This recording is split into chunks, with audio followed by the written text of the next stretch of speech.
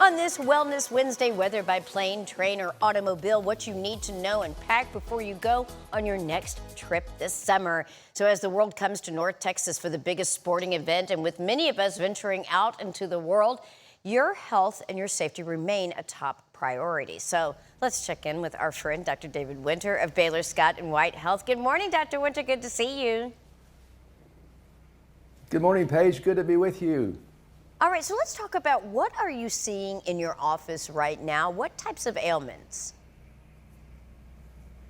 We're seeing all types of ailments, many of which can actually be treated on your own with a first aid kit. You can get these at many stores. They got a lot of stuff in them. They have Band-Aids, they have tape, they have elastic things to go around when you have a wound, they have tourniquets that you may want to have in certain bleeding instances, and to help you be safe, gloves, and a mask. Get these kits together, take them with you when you go on a trip. They may just come in handy for you, Paige. All right, so definitely have one of those at home, have one of those for you to take on the road. But also let's talk about summertime heat. That can be really dangerous. What do we need to know to protect ourselves from like heat exhaustion or heat stroke? And when do we need to see treatment?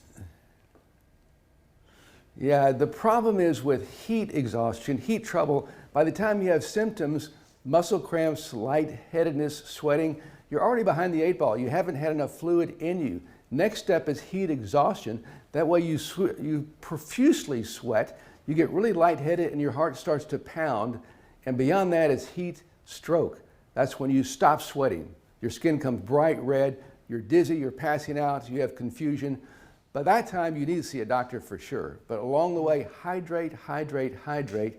Make sure that your urine color is not dark yellow. That's not enough fluid in you. Make sure that it's light colored and yellow. So watch out with the heat. You got to be hydrated. If you're not hydrated, you're going to get sick. All right, hydrate, hydrate, hydrate. That's something we all should remember. All right, curious about this when it comes to vaccine strategies. What vaccine should we be considering? And also specifically, I'm curious about a COVID vaccine. Do we need to take one of those for summer? And how long between vaccinations? You know, vaccines are very important, especially for kids, anyone who has any immune deficiency, for older folks. But they help everyone. They become somewhat controversial for some crazy reason, I think. I think everyone should check their vaccine status.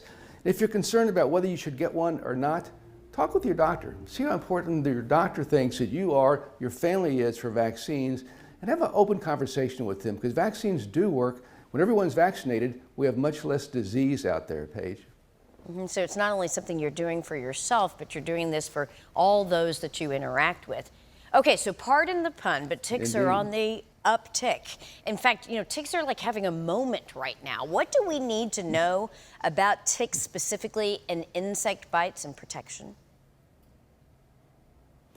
There are lots of diseases in the world from ticks and mosquitoes, but fortunately in this country, there's only major three ones. There's Rocky Mountain spotted fever, there's Lyme disease, those are from ticks, and then you've got West Nile virus from mosquitoes. Now for ticks, be careful if you're outdoors. If you see a tick, you want to have some tweezers, get those things out, including the head. Take all of the tick out, that way you can stop the spread of disease in there. And mosquitoes, well, we got those. They're most active early in the morning, late in the evenings. Bug spray are good to have, but mosquitoes are a problem. West Nile virus is not that common, but it can be very, very serious, particularly here in Texas. All right, so have that repellent and put those tweezers in your kit, in your first aid kit. Okay, now let's move on to sunburn. Indeed. Tell me about prevention of sunburn and also some of the problems that sunburn can lead to. Yeah, sunburn, we are all susceptible to that. The lighter your skin, the more you are susceptible. Sunscreens do work. You want the sun protection factor at least 15, but put on 30 or 50 just in case some of it washes off or you sweat it off. Sunburns are bad. They usually takes 3 to 5 hours, so you're too late if you hadn't put on sunscreen early enough. And in the long run, sun damage can cause skin cancers. So be careful out there in the sun. We like to get sun for vitamin D. I think vitamin D in a pill is better than from the sun. You keep from getting skin cancers, melanomas. Those are nasty, folks. I see too many of those.